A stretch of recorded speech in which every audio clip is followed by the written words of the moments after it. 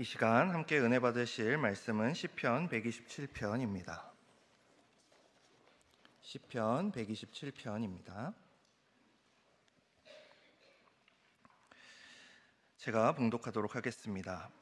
여호와께서 집을 세우지 아니하시면 세우는 자의 수고가 헛되며 여호와께서 성을 지키지 아니하시면 파수꾼의 깨어 있음이 헛되도다. 너희가 일찍이 일어나고 늦게 누우며 수고의 떡을 먹음이 헛되도다. 그러므로 여호와께서 그의 사랑하시는 자에게는 잠을 주시는도다. 보라, 자식들은 여호와의 기업이요 태의 열매는 그의 상급이로다. 젊은 자의 자식은 장사의 수중의 화살 같으니 이것이 그의 화살통에 가득한 자는 복되도다. 그들이 성문에서 그들의 원수와 담판할 때에 수치를 당하지 아니하리로다. 아멘. 이 시간에는 합동신학대학원 대학교 이동열 교수님께서 한 영혼을 마음에 품고라는 제목으로 말씀 선포하실 때 큰 은혜 누리시기 바랍니다.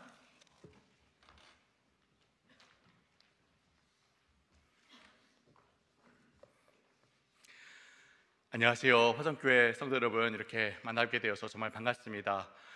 저는 우리 화성교회 올 때마다 정말 기쁘고 반갑고 즐거운 마음으로 옵니다. 우리 화성교회 우리 모든 우리 목사님, 또 교육자분들, 장로님, 권사님, 집사님들 한 분 한 분, 또 우리 온 성도님들 한 분 한 분이 정말 이 어려운 시대에 우리 귀한 우리 하나님께서 맡겨주신 사명이죠. 우리 다음 세대의 하나님 나라 일꾼들을 세우는 이 귀한 사명을 함께 감당하게 가는 저의 또 우리 합신의 귀한 동역자 분들이십니다.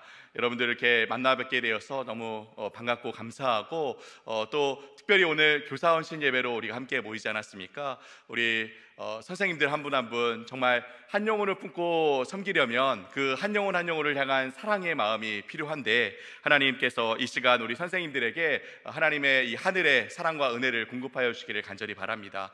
특별히 우리 하나님께서 이번 한 해 우리 선생님들 한 분 한 분, 우리 선생님들이 우리 아이들 돌보는 그 순간순간 하나님의 지혜로 가르칠 수 있도록 하늘의 지혜를 공급받는 시간 되기를 간절히 바랍니다. 여러분들 우리 하나님께서 하실 일들을 기대하십니까?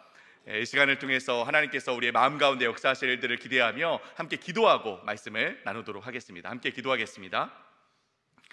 살아계신 하나님, 감사합니다. 우리를 예수 그리스도의 십자가의 사랑과 은혜로 우리를 죄로부터 구원하여 주시고 하나님의 백성으로 삼아 주시니 감사합니다. 십자가의 사랑과 은혜가 우리 가슴에 샘솟듯이 차고 넘쳐 그 사랑과 은혜를 또한 흘려보내는 자로 살게 하시니 감사합니다. 우리 귀한 선생님들, 예수 그리스도께서 핏값으로 사신 귀한 영혼들을 품고 씨름하며 그들의 마음에 끊임없이 하나님의 이야기를 들려줄 때에 주님께서 그 자리 가운데 임재하여 주옵소서. 천하보다 귀한 우리 영혼들을 가슴에 품고 하나님의 말씀의 씨앗을 하나하나 그들의 가슴에 심을 때에 아이들의 마음에 하나님의 꿈이 싹트게 하시고 그들의 평생의 삶 가운데 풍성한 열매를 거두게 하여 주옵소서. 그렇게 일하실 우리 하나님을 기대하며 모든 말씀 예수 그리스도의 이름으로 기도하옵나이다. 아멘.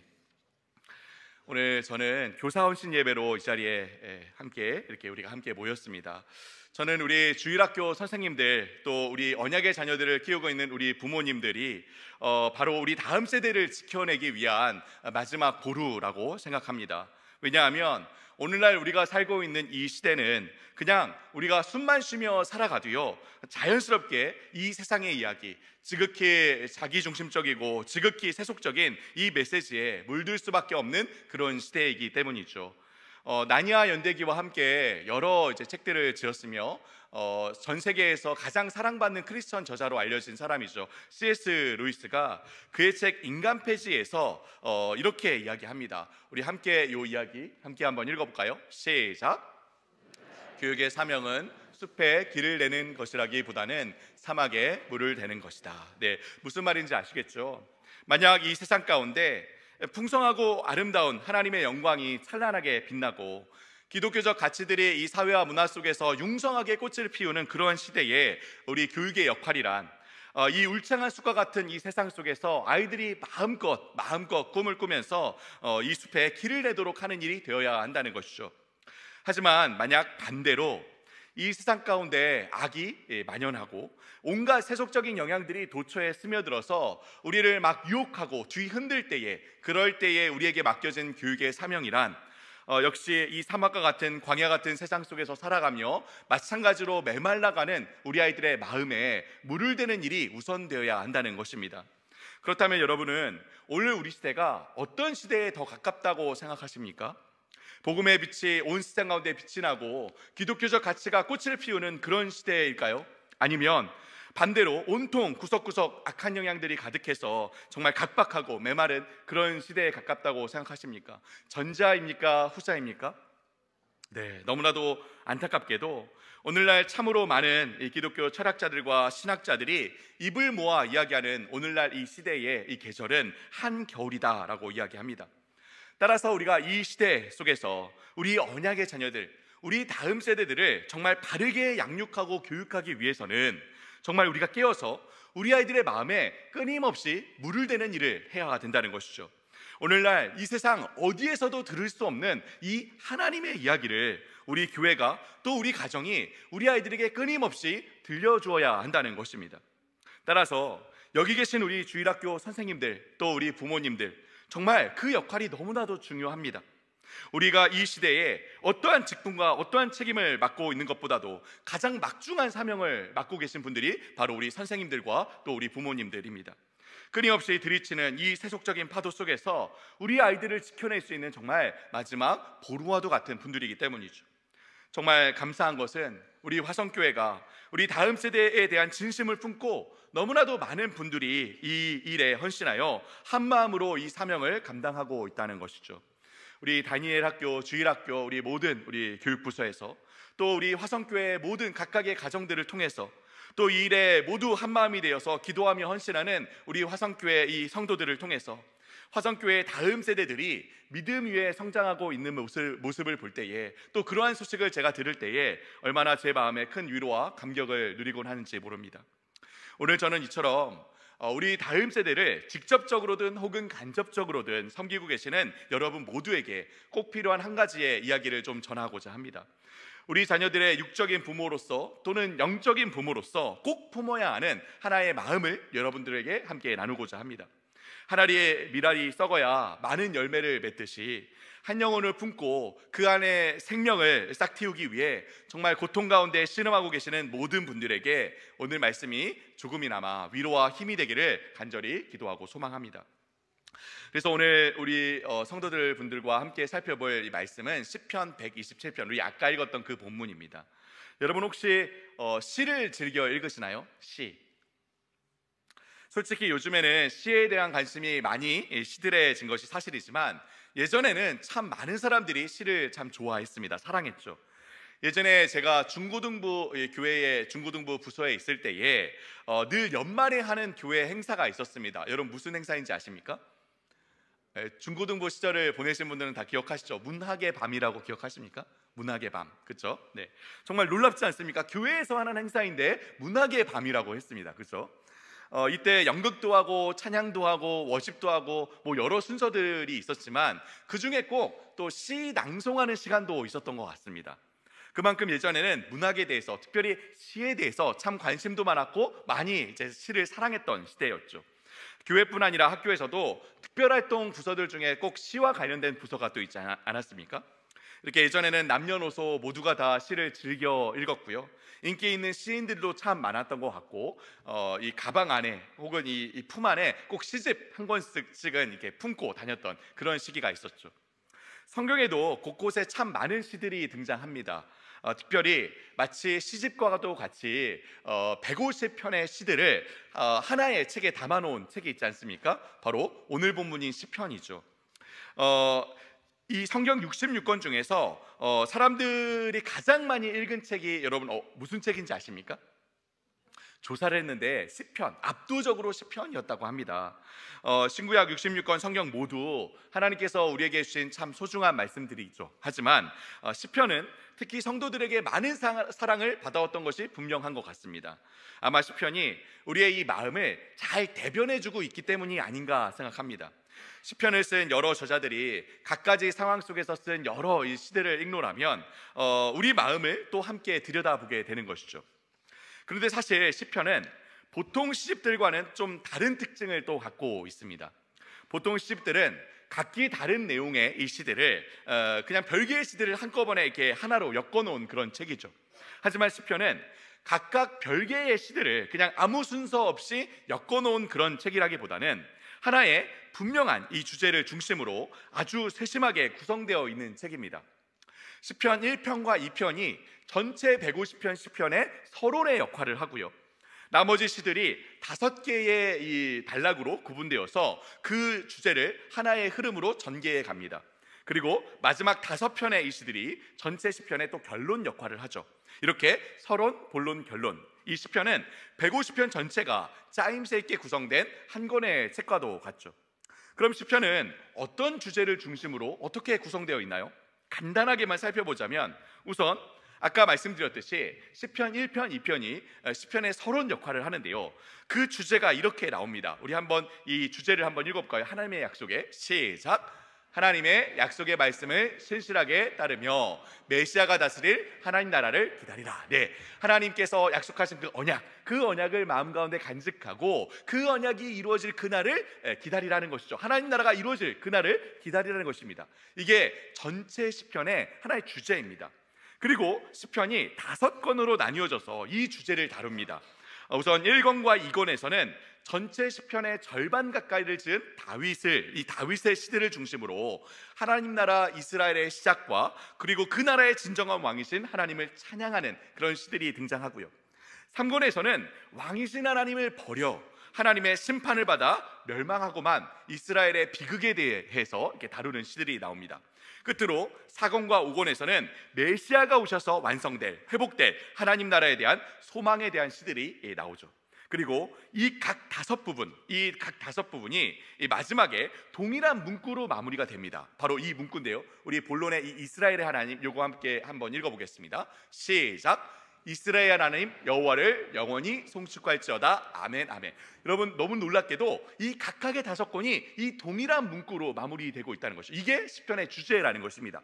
그리고 이 주제가 마지막 결론 부분에 또 분명히 드러납니다. 시편의 이 마지막 146편에서 150편까지 5편의 시들을 할렐루야로 시작하고 할렐루야로 마무리된다고 해서 여러분 저를 한번 따라해 주시겠습니까? 할렐루야 시편. 한 번 더 따라해 주시겠어요? 할렐루야 시편. 네, 이 5편의 시들을 할렐루야 시편이라고 부릅니다. 왜냐하면 이 모든 시들이 할렐루야로 시작하고 할렐루야로 마무리가 되거든요. 그래서 이렇게 주제가 나오죠. 결론의 우리 이것도 한번 읽어볼게요. 언약을 신실하게. 시작. 언약을 하나님을 향한 감사와 찬양. 네, 이렇게 마무리되는 것이죠. 자, 이처럼 시편은 각 시들도 정말 풍성한 의미와 깊은 감성을 담고 있는 은혜로운 시들이지만 또한 전체 내용이 이 하나의 주제로 어우러져서 동일한 주제로 치밀하게 구성되어 있는 한 권의 책과도 같습니다. 사실 이스라엘 역사 전체를, 사실 이 세상 역사 전체를 다루는 이 대서사를 담고 있는 놀라운 책이죠. 여러분도 시편을 읽으실 때에 이 큰 그림 속에서 읽어가시면 각 시들을 이제 읽으며 받는 은혜와 감동과 더불어서 특별한 상황 속에 이루어진 개별적인 이야기들이 어떻게 하나님께서 그려가시는 큰 서사 속에서 있는지 확인하며 더 큰 은혜를 누리실 수 있을 거라고 생각합니다. 자, 우리는 이제 이러한 전체 시편에 대한 이 이해를 중심으로 해서 그 중에 하나의 시편을 살펴볼 텐데요. 바로 시편 127편입니다. 우리 다시 한번 이 시편 말씀을 한 목소리로 한번 읽어볼 텐데요. 여러분 정말 시를 읽는 마음으로 조금 천천히 우리 함께 이 시를 함께 읽어보겠습니다. 함께 읽겠습니다. 시작.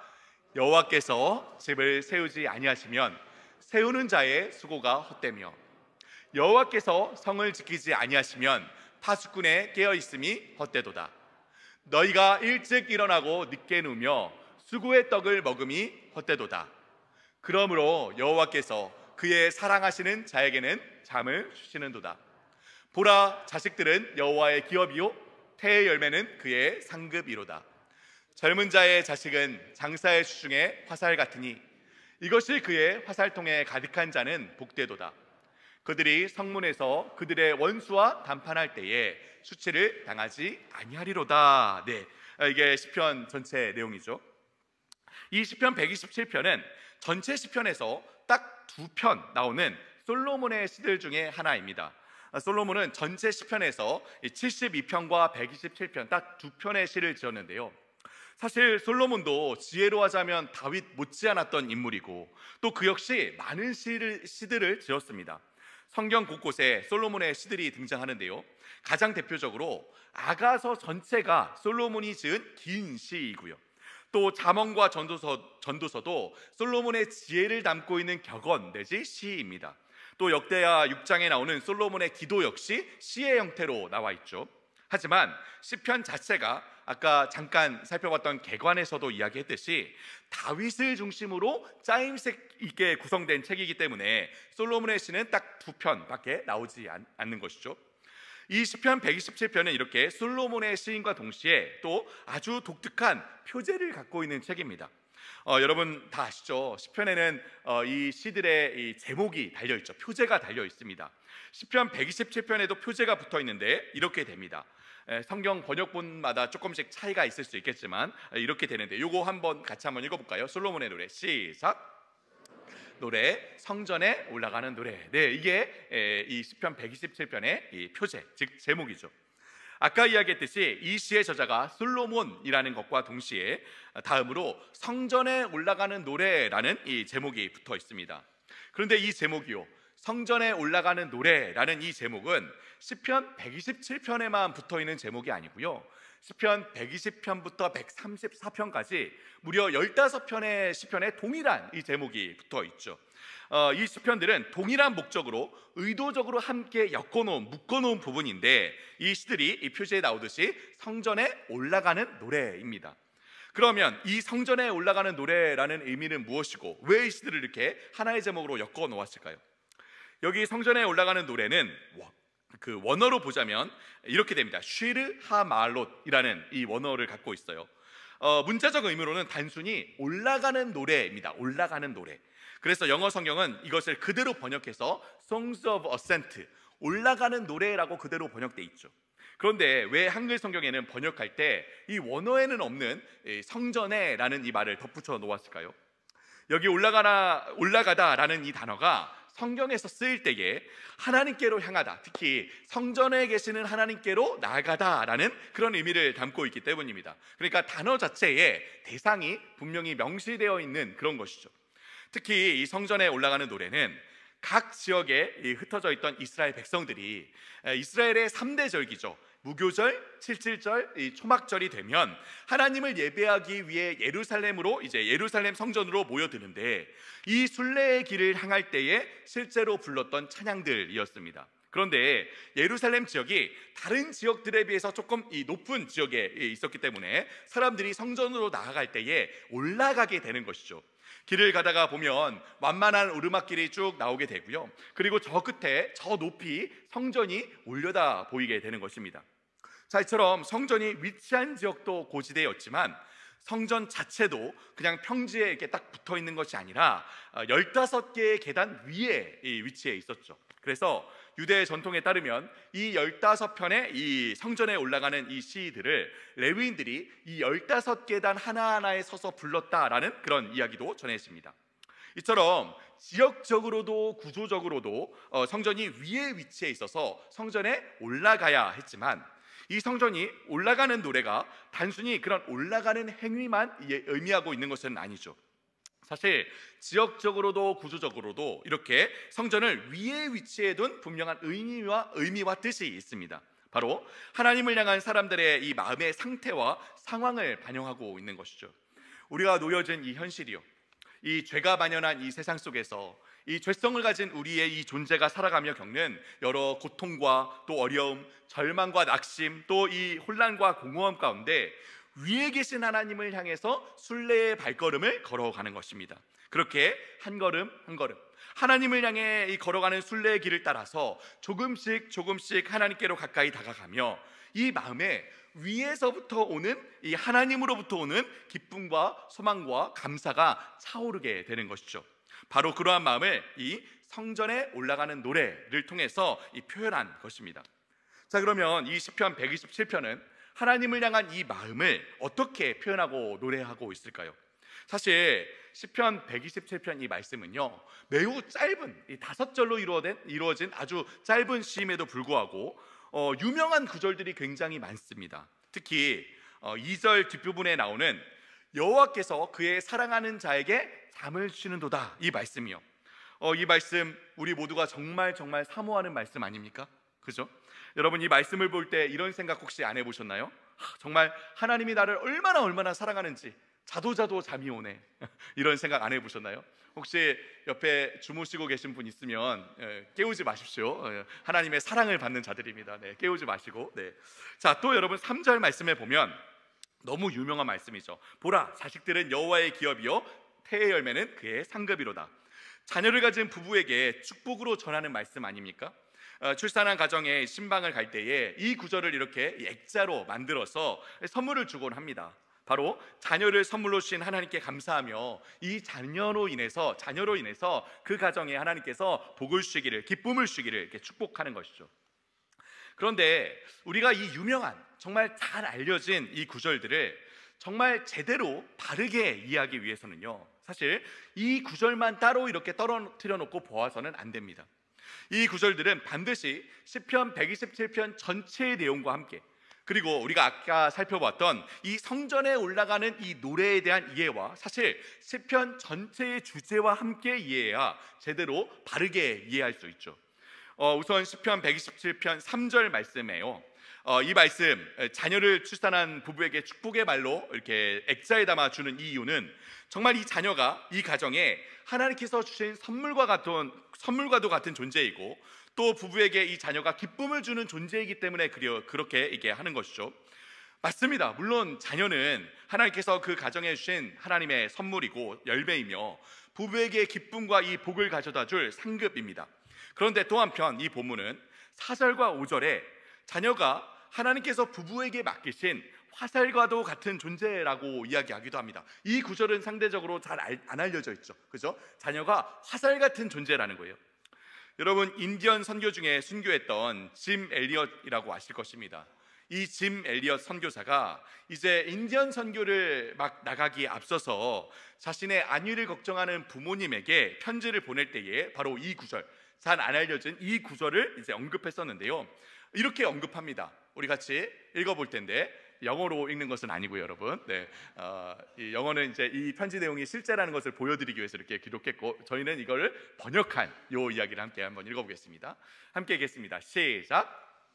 기자가 자녀에 대해 언급한 말씀을 기억하시지요.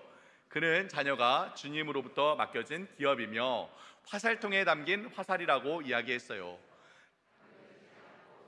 아는 화살은 아무 의미가 없습니다.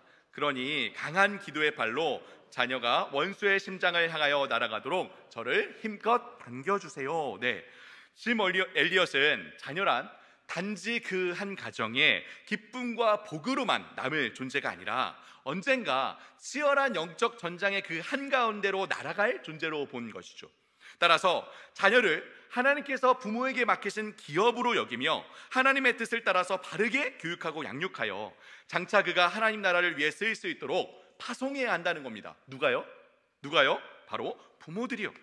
그러니 때가 되었을 때 주저하지 않고 자녀를 그 영적 전장의 한가운데로 이 화살처럼 쏘아서 파송해야 된다라고 이야기하는 것이죠. 사실 오늘날 자녀에 대해서 이러한 꿈과 비전을 품고 있는 부모들이 얼마나 될지 잘 모르겠습니다.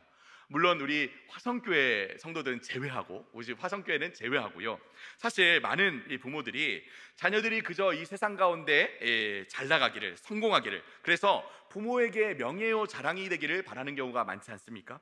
이렇게 하나님과 하나님 나라를 위해서 헌신하고 희생하기를 소망하며 자녀를 그 영적 전쟁의 한복판으로 파송할 부모가 얼마나 많을까?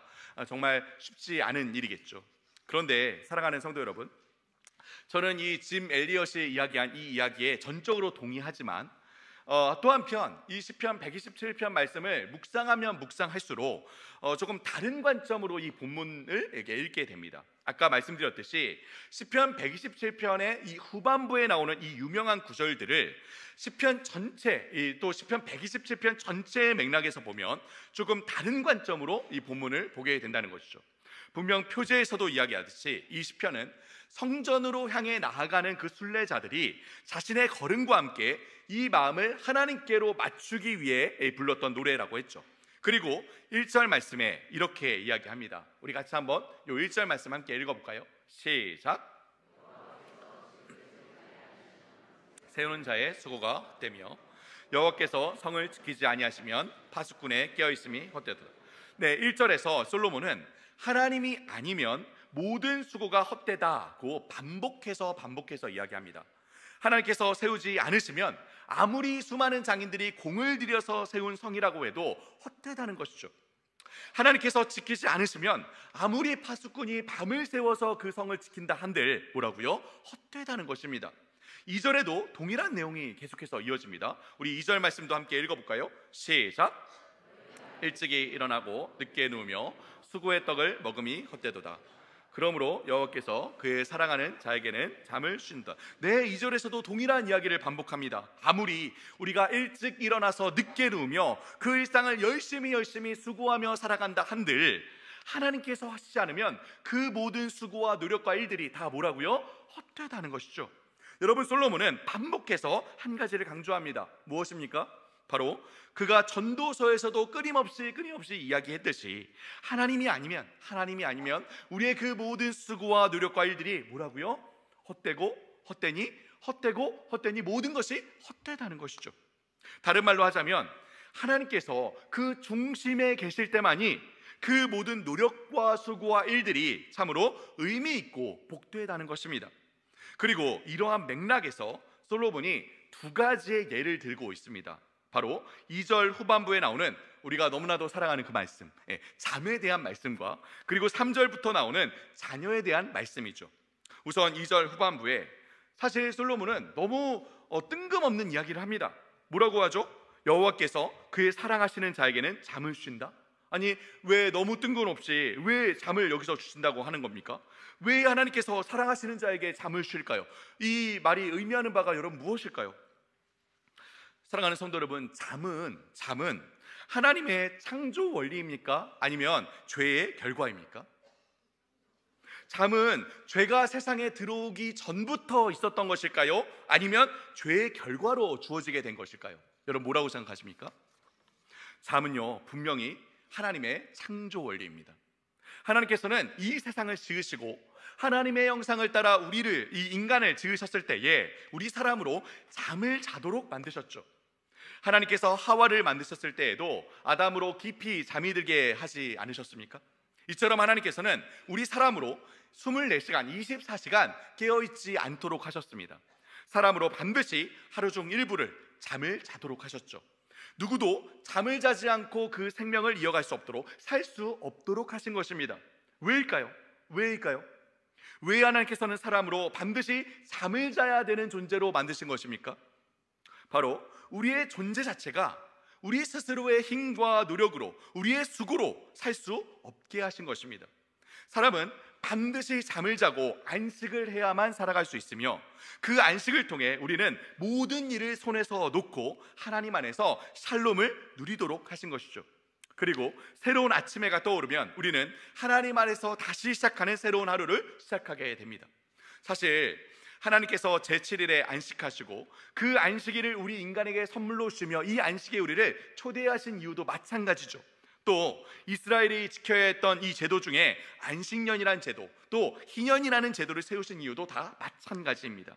우리로 스스로 수고하여 피로를 채우고 만족하며 살아가는 존재가 아니라 수고하지 않아도 하나님 안에서 안식과 평화를 누릴 수 있는 존재로 살아가도록, 곧 하나님을 우리의 마음의 중심에 두며 살아가도록 하신 것입니다. 솔로몬은 이처럼 잠을 통해 성전으로 이 하나님을 향하여 나가는 자의 중심이 오직 하나님께 있음을, 하나님을 떠나서는 그 모든 수고가 헛됨을 이야기하고 있는 것이죠.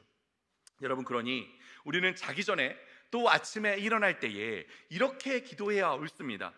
저도 우리 자녀들이 잠에 들기 전에 또 일어나서 학교를 향할 때에 매일매일 빠지지 않고 이렇게 아이들과 함께 기도하는데요. 곧 자기 전에는 우리 자녀들이 잠자리에 들기 전에 이렇게 기도합니다. 우리 같이 한번 함께 읽어볼까요? 시작. 하나님, 이제 모든 일을 놓고서 하나님 안에서 편안히 안식합니다. 우리에게 평안과 쉼을 주시옵소서. 네, 이렇게 기도하는 거죠. 그리고 일어나서는 또 이렇게 기도합니다. 우리 이것도 함께 한번 읽어볼까요? 시작. 하나님 안에 안식을 누리고 이제 주님께서 주신 선물과도 같은 하루를 맞이합니다.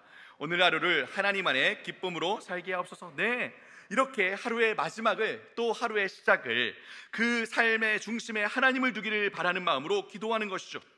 솔로몬의 고백과 같이 솔로몬의 이 고백과 같이 아침에 그 하루를 하나님 안에서 시작하며 또 저녁에 모든 일들을 하나님께 맡기며 안식하기를 기도하는 겁니다.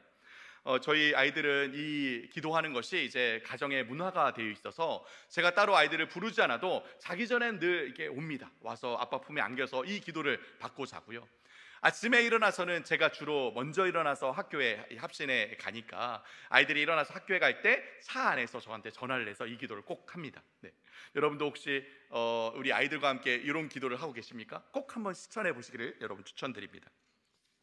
자, 바로 이러한 맥락에서 솔로몬이 또 하나의 예를 이제 언급하는데요. 바로 그 유명한 이 자녀에 대한 말씀입니다. 우리 3절부터 5절 말씀 한 번 더 같이 한번 읽어볼까요? 함께 읽겠습니다. 시작.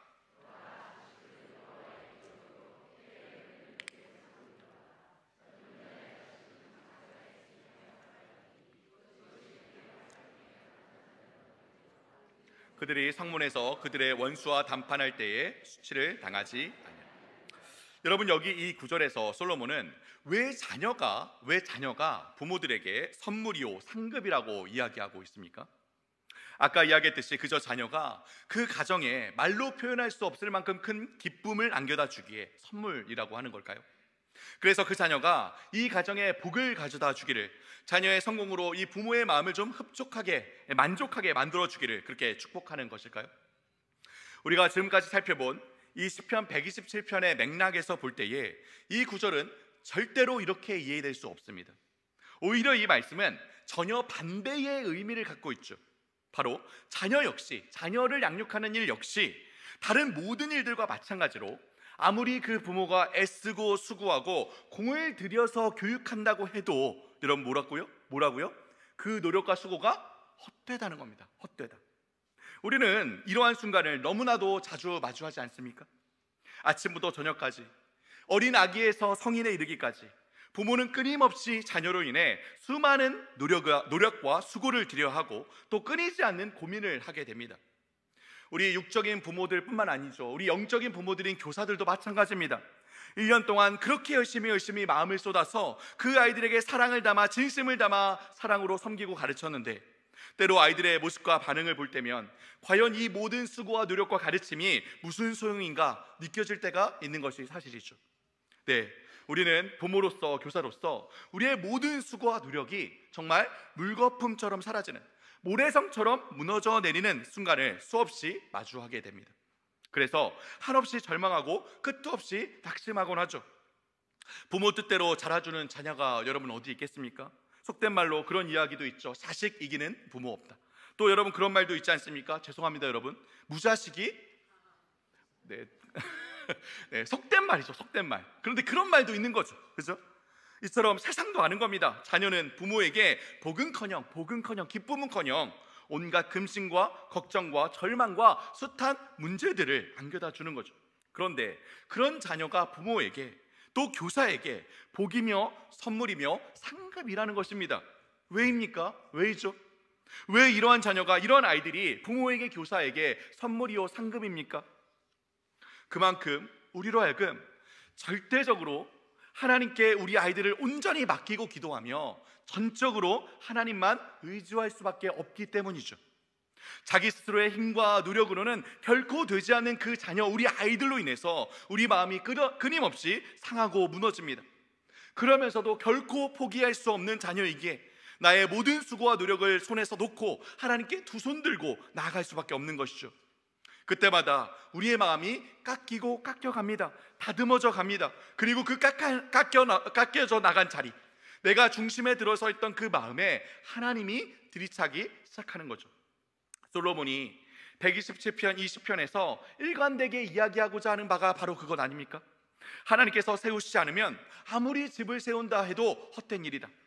하나님께서 성을 지키시지 않으면 아무리 밤새 성을 지켜도 헛된 일이다. 아침 일찍 일어나 늦게 누우며 하루 종일 수고하며 살아도 하나님이 하시지 않으면 모든 일이 헛되다고 하십니다. 반대로 말하자면 하나님께서 계시다면, 하나님께서 함께 하신다면 그 모든 일들이 진정한 복이요 선물이요 상급이 된다는 것입니다. 바로 자녀를 양육하는 이 일이, 교육하는 이 일이 그 일을 절실하게 경험하도록 하는 가장 적절한 예인 것이죠. 자녀를 양육하며 아이들을 교육하며 끊임없이 우리가 경험하며 깨닫게 됩니다. 여러분, 무엇을요? 하나님이 아니면 정말 모든 것이 헛되구나. 하나님께서 하시지 않으면 무엇도 되지 않는구나. 내 힘과 내 노력과 내 뜻과 내 지혜로는 결코 할 수 없는 일이구나. 오직 하나님께서 하시는구나. 솔로몬은 이 사실을 마지막 4절과 5절 말씀에서도 이렇게 이야기합니다. 우리 같이 한번 이 말씀 다시 한번 읽어볼까요? 함께 읽겠습니다. 시작. 젊은 자의 자식은 장사의 수중에 화살 같으니 이것이 그의 화살통에 가득한 자는 복되도다. 그들이 성문에서 그들의 원수와 담판할 때에 수치를 당하지 아니하리라. 네, 솔로몬은 자녀가 성문에서 원수들과 싸울 때에 그들로 부끄러움을 당하지 않도록 하는 화살이라고 이야기합니다. 짐 엘리엇의 편지와 같이 물론 자녀는 부모의 소유가 아닌 하나님의 기업이며 언젠가 영적 전장의 그 한복판으로 날아갈 하나님의 백성이죠. 우리는 이러한 비전과 꿈을 품고 우리 아이들을 양육하고 교육해야 합니다. 하지만 전체 문맥에서 이해했을 때에 이 말씀에서 말하는 영적 전투의 가장 최전선은 바로 부모인 또는 교사인 우리의 마음이 아닐까요? 성문 앞에서의 싸움이란 곧 우리 마음의 중심에 누가 설 것인가, 우리 마음의 이 성의 주권이 누구에게 있는가 하는 싸움 아닐까요? 곧 솔로몬은 자녀를 부모가 팔로 당겨서 영적 전장으로 쏘아야 할 그런 존재라기보다는 자녀를 양육하는 가운데 끊임없이 우리 부모의, 우리 교사의 마음에 날아오는 화살로 이야기한 것 아닐까요? 내 뜻대로 자라지 않는, 내 수고와 노력대로 결과가 주어지지 않는 이 자녀로 인해, 우리 아이들로 인해 우리의 마음에 끊임없이 화살이 날아와 박히게 됩니다. 그리고 우리로 하여금 그 상한 이 마음으로 철저히 하나님께 엎드리도록, 그 가난한 심령으로 하나님 앞에 애통하도록 만드는 것이죠.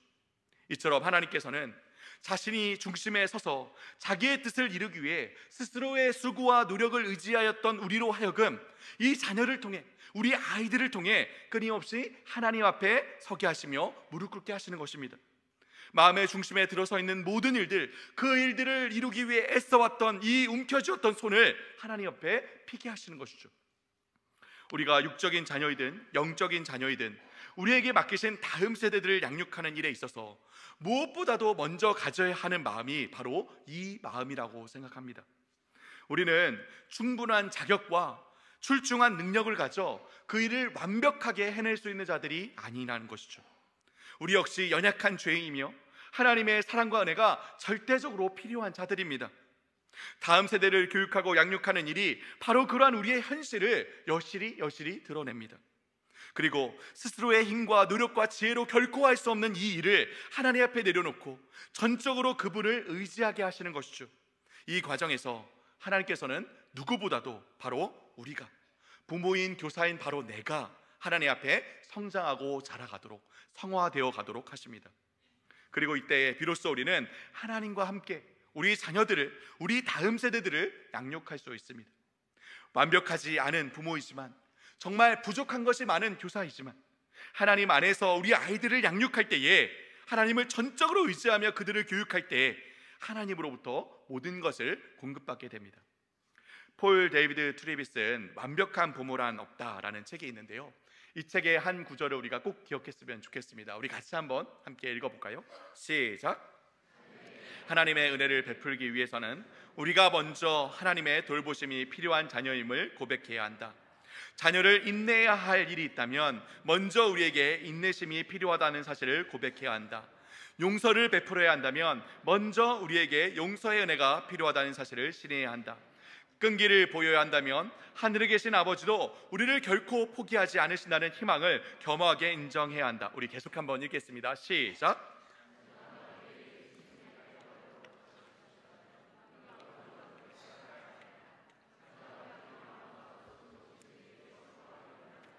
부모인 우리가 먼저 우리 죄를 애통해야 한다.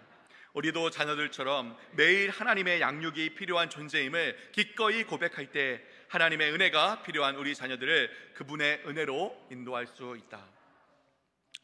사랑하는 성도 여러분, 저는 처음 시작할 때 우리가 살아가는 이 시대에 다음 세대를 믿음으로 세우는 일이 너무나도 중요한 일이다 말씀드렸습니다. 그런데 이토록 중요한 일이요, 이 사막과 같은 한겨울과 같은 이 시기에 우리 아이들의 마음에 물을 대는 이 중대한 사명을 감당하는 것이 또 한편 너무나도 힘겹고 버거운 일이다 말씀드렸죠. 파커 파머가 가르칠 수 있는 용기라는 책에서 이런 이야기를 합니다. 우리 같이 한번 읽어볼까요? 시작. 마음에 감동을 주고 마음을 열게도 하지만 마음을 깨뜨리기도 한다. 네, 가르친다는 일은 이처럼 인격과 인격이 만나서 서로의 마음을 열고 감화를 주는 그런 기쁨과 환희의 그런 순간을 맞이할 때도 있지만 또 한편 우리의 마음이 한없이 무너져 버리고 깨져 버리는 순간도 있다는 것입니다. 따라서 이 저자는 이렇게 이어서 이야기하는데요. 우리 함께 한번 읽어볼까요? 시작. 수용할 수 있는 한도보다 더 수용하도록 요구당하는 순간이 늘 생기며 그러한 한계의 상황에서도 가르치는 자들은 용기를 내어 마음을 열어놓고 품고 사랑하며 끊임없이 가르침의 길로 나가야 한다. 네, 따라서 가르치는 일이란 이렇게 내 마음이 수용할 수 있는 한도를 훌쩍 넘어서는 그런 마음을 요구당하는 순간, 그렇게 내 마음이 무너질 수밖에 없고 그렇게 내 마음이 산산이 깨져 버리는 듯한 그 순간에도 마음을 열어놓고 품고 사랑하며 계속해서 이 가르침의 길을 걸어가야 한다는 것입니다. 여러분, 그러기 위해서 무엇이 필요하다고 합니까? 무엇이 필요하다고요? 용기가 필요하다고. 용기가. 이러한 힘은, 이 용기는 결코 우리 자신에게서 나오지 않습니다. 우리에게는 그렇게 우리 스스로의 마음을 깨뜨리면서까지 우리의 마음을 열고 품고 사랑할 수 있는 힘과 용기를 찾을 수 없다는 것이죠. 그럼 여러분 어찌해야 합니까? 에른스트 프리드리 슈마우라는 영국의 유명한 저자가 쓴 작은 것이 아름답다라는 책에서 이런 또 이야기를 하는데요. 우리 같이 한번 읽어볼까요? 시작. 그것은 사랑의 힘이다. 다양한 문제들이 우리를 초월하는 수준으로 올라가라고 강요한다. 그래야 그 문제들은 더 높은 수준에 있는 힘을 빌려오라고 요구한다. 그래서 우리는 사랑, 아름다움, 선량함, 진리 등을 우리의 생활 속으로 가져온다.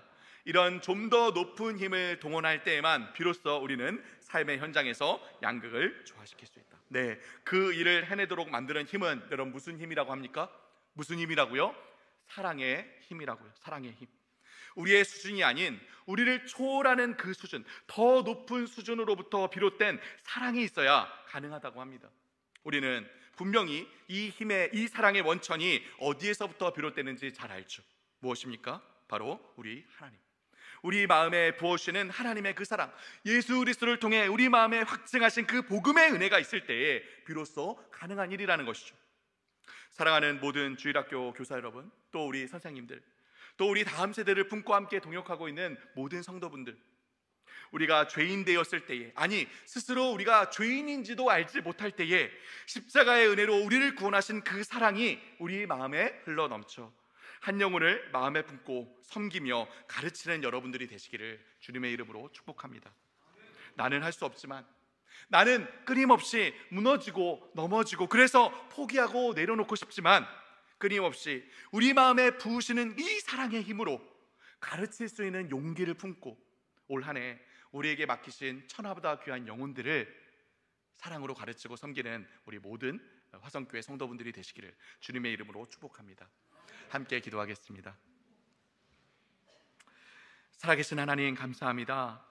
우리를 십자가의 사랑과 은혜로 구원하여 주시고 그 은혜를 먼저 받은 자로서 우리 마음에 샘솟듯이 넘치는 주님의 사랑을 흘려보내는 귀한 사명을 감당하게 하시니 감사합니다. 우리가 교사로서, 부모로서, 또 교회의 어른들로서 우리 다음 세대를 마음에 품고 사랑으로 섬길 때에 주님께서 우리 아이들의 마음과 삶 가운데 일하여 주옵소서. 우리가 전적으로 하나님을 의지하며 이 귀한 사명을 감당해 갑니다. 때로 좌절할지라도 주님, 낙심한 상태로 우리를 버려두지 마시옵소서. 때로 실망할지라도 포기하지 않게 붙들어 오셔서 이 사명 끝까지 감당하게 하여 주옵소서. 우리의 연신과 사랑, 깨어짐과 썩어짐을 통해 주님 안에서 귀한 생명을 낳을 수 있도록 주님 역사하여 주옵소서.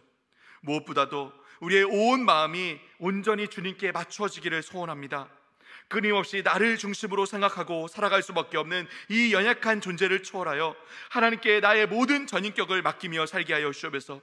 작은 물줄기들이 거대한 강을 만나면 그 존재가 완전히 그 강에 합쳐져 하나로 흘러가듯 우리의 마음과 우리의 삶이 하나님이라는 거대한 강의 하나로 합쳐지게 하여 주옵소서. 그 사랑의 대양 안에서 사랑받고 또 사랑하며 주님 안에서 참으로 복된 삶을 살아가게 하옵소서. 지금은 주 예수 그리스도의 은혜와 하나님의 사랑과 성령의 감화감동 역사하심이 하나님을 향한 이 순례의 길에 오른 우리 모든 화성교회 성도들 위해 모든 일과 상황 속에서 하나님이 우리의 전부이심을 경험하고 깨달으며 하나님 안에서 일상을 살아가고 하나님 안에서 안식을 누릴 우리 화성교회 주일학교 모든 선생님들 위해 그 사랑의 품 안에서 하나님의 이야기를 그 마음 가운데 담아내며 싹 틔워 온 삶으로 하나님께 풍성한 열매를 맺을 우리 화성교회 다음 세대 위에 지금으로부터 영혼까지 함께하여 주기를 간절히 축원하옵나이다.